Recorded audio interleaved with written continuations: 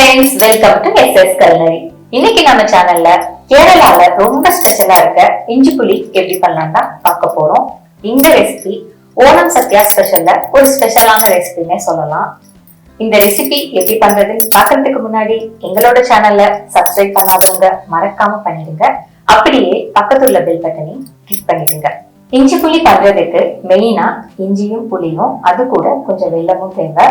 நம்ம எவ்வளவு இஞ்சி எடுக்கிறோமோ அதுக்கு பாதி புளி எடுத்தா போதும். இந்த இஞ்சி புளி ஒவ்வொருத்தவங்களும் ஒவ்வொரு விதமா பண்றாங்க.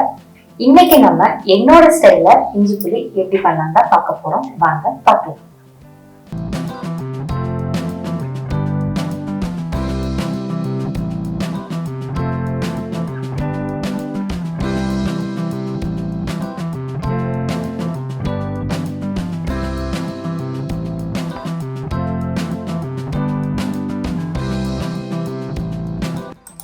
ஒரு கடாயில 50 ml தேங்காய் எண்ணெயை சேர்த்துக்கலாம்.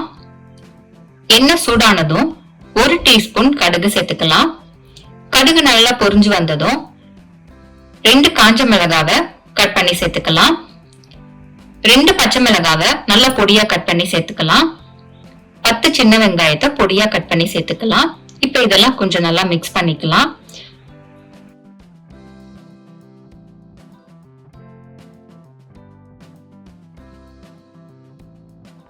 இது கூட 100 கிராம் இஞ்சி நல்லா பொடியா கட் பண்ணி சேர்த்துக்கலாம். இப்ப அகைன் நல்லா மிக்ஸ் பண்ணிக்கலாம். இப்ப இது கூட கொஞ்சம் கருவேப்பிலை சேர்த்துக்கலாம்.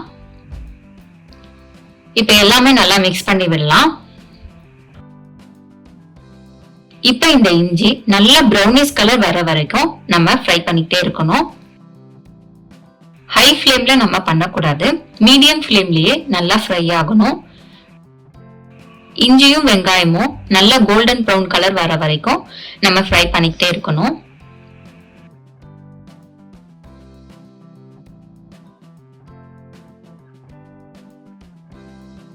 பாருங்க, இந்த மாதிரி கோல்டன் ப்ரௌன் கலர் வந்ததுக்கு அப்புறம் நம்ம புளி தண்ணி சேர்த்துக்கலாம்.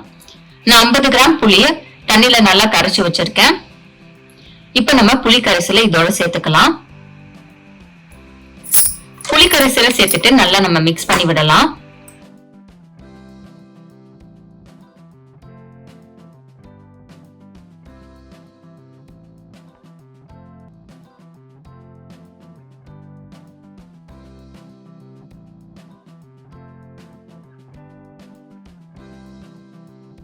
மூணு டேபிள் ஸ்பூன் வெல்லம் சேர்த்துக்கலாம்.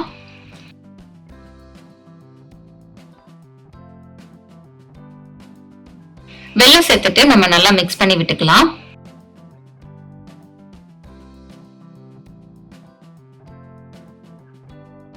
இப்போ வெல்லம் நல்லா மிக்ஸ் ஆனதுக்கு அப்புறம் இது கூட 1 டீஸ்பூன் மிளகாய் பொடி சேர்த்துக்கலாம். 1/2 டீஸ்பூன் மஞ்சள் பொடி சேர்த்துக்கலாம். 3/4 டீஸ்பூன் பெருங்காயம் சேர்த்துக்கலாம். இப்போ இதுக்கு தேவையான உப்பு சேர்த்துக்கலாம். இப்ப இது எல்லாமே நல்லா மிக்ஸ் பண்ணி விடலாம்.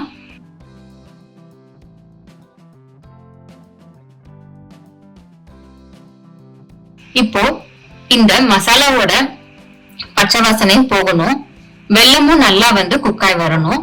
சோ இத நம்ம ஒரு 5 to 6 நிமிஷமாவது நம்ம குக் பண்ணணும். மீடியம் ஃப்ளேம்லயே பண்ணுங்க.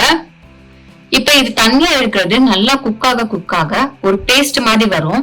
அந்த ஸ்டேஜ் வர வரைக்கும் நம்ம நல்லா மிக்ஸ் பண்ணிட்டு குக் பண்ணிட்டே இருக்கணும்.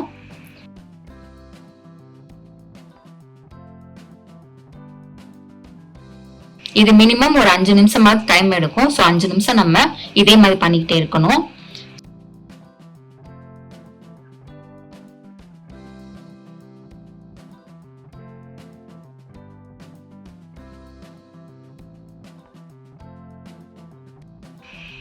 பாருங்க, இந்த மாதிரி நல்லா திக்கா பேஸ்ட் மாதிரி நல்லா வந்ததுக்கு அப்புறம் நான் ஃபைனலா 2 டேபிள் ஸ்பூன் தேங்காய் எண்ணெயை சேர்த்துட்டு நல்லா மிக்ஸ் பண்ணிட்டு ஸ்டவ் ஆஃப் பண்றேன். இது டோட்டலி ஆப்ஷனல், உங்களுக்கு வேணும்னா நீங்க ஊத்திக்கலாம்.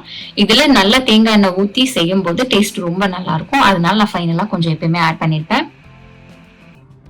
அவ்வளவுதாங்க, இஞ்சி புளி ரெடி ஆயிடுச்சு.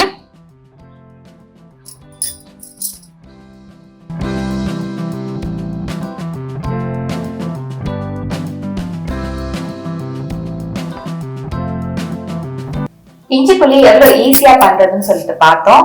இந்த இஞ்சி புளி செஞ்ச உடனே சாப்பிடுறது பதிலா அடுத்த நாள் வச்சு சாப்பிட்டோம்னா டேஸ்ட் ரொம்ப நல்லா இருக்கும். இன்னைக்கு நான் இஞ்சி புளியில தேங்காய் எண்ணெய் சேர்த்திருக்கேன்.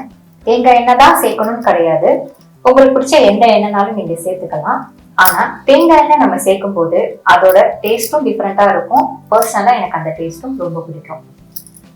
இந்த இஞ்சி புளியில சில பேர் வரமிளகாவும் வெங்காயம் இதெல்லாம் சேர்க்காமலும் பண்றாங்க, சில பேர் சேர்த்தும் பண்ணுவாங்க.